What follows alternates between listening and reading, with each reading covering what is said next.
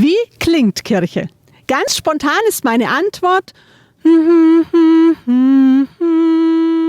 Doch wenn das alles wäre, das wäre mir viel zu wenig. Kirche klingt nach so viel mehr. Nach klirrenden Sektgläsern und munteren Gesprächen, ungeduldigen Geschirrklappern, nach zuschlagenden Autotüren, nach anzündenden Streichhölzern, nach Edding auf Flipchartpapier und den Plopp von Pinnwandnadeln.